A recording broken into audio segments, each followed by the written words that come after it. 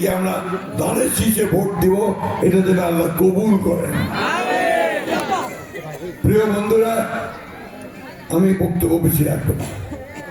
আমি একদিন পরে আসছি, আপনারা জিজ্ঞেস করতে পারেন যে আপনি কি নিয়ে আসছেন, আমাদেরকে কি দিবেন। আমরা যদি আপনাকে এমপি করতে পারি তো আপনি আমাদেরকে কি দিবেন, তাই না? এই প্রশ্নটা আমাদের কাছ থেকে আসা উচিত ছিল। আমি নিজেই প্রশ্নটা করলাম আপনাদের জন্য।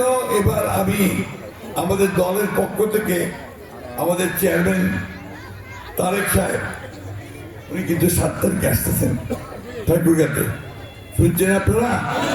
7 তারিখে আসতেছে শনিবার, সবাই যাবেন। লোকটা দেখে পাবেনি, যাকে আমরা নেতা বানিয়েছি, যার ভিতরে যাচ্ছি, সেই প্রেসিডেন্ট জিয়া আর বেগম জিয়ার ছেলে, একদম বাপের মতোই, কথাটাও বাপের মতো। ইনশাআল্লাহ তাকে আমরা সবাই দেখতে যাবো, তাই না?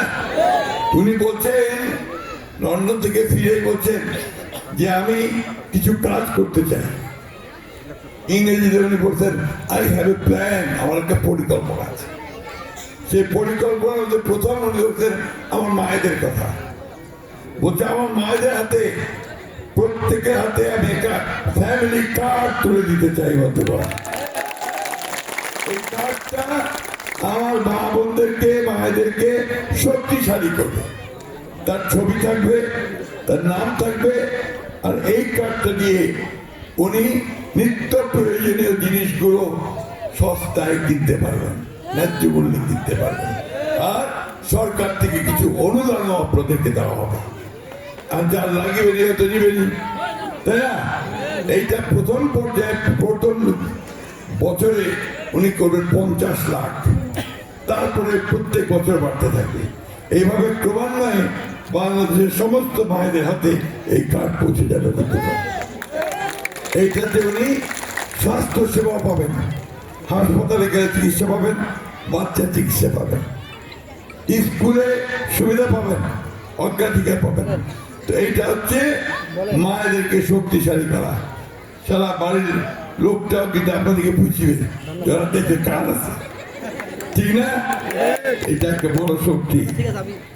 আর আমাদের কৃষক বাদের জন্য আমরা তো শতকরা 99 জন লোক কৃষক, নাকি? সবাই তো কৃষিকাজই করি। এখানে আমাদের থাকলে অন্য কিছু করতে পারি না, কৃষি।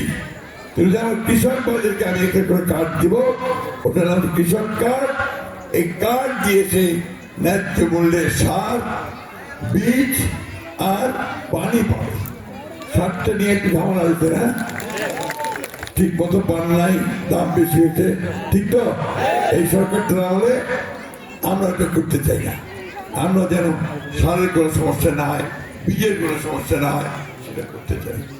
সেই জন্য আমরা কৃষক কার্ড দেব। আরো সুখবর আছে, এটা আমার কৃষক ভাইদের জন্য। আমরা তো কৃষি করতে গেলে সে লোন নেই, ধান নেই না, ধান ব্যাংক থেকে কৃষি ঋণ নেই তো, নাকি নেন না? তো ওখানে আমাদের যখন সুদ বাড়ে তখন দেওয়াটা কঠিন হয়, অনেক সময় আমরা শোধ করতে পারি না, সার্টিফিকেট মামলা হয়, ঠিক তো? আমরা উনি বলছেন, তারেক সাহেব বলছে যে এইটা আমি 10,000 টাকা পর্যন্ত যারা লোন নিয়েছে তাদের সুদ সহ মাফ করে দেব। আরেকবার আমরা করছিলাম, আমি যখন কৃষি প্রতিমন্ত্রী ছিলাম তখন ম্যাডামকে দিয়ে আমি কাজটা করে নিয়েছিলাম। 5,000 টাকার কৃষি ঋণ সুদ সহ মাফ করে দেওয়া হয়েছিল। ফর্ম আছে। আর 25 বিঘা পর্যন্ত জমির খাজনা মাফ করে দিয়েছিল, মনে আছে আপনাদের? এগুলো মনে রাখি হবে ভাই, তাই না? কারণ গভর্নমেন্ট কোনটা কি কাজ করতেছে এটা আপনারাই বিচার করবেন। কৃষকের জন্য কে কাজ করে সে আপনি বিচার করবেন। আমাদের জন্য একটা ভালো খবর আছে, আমাদের মায়েরা সংসার ঠিক মতো চলার জন্য ওনারা এনজিওদের কাছ থেকে লোন নেয়, কিস্তিতে নেন না?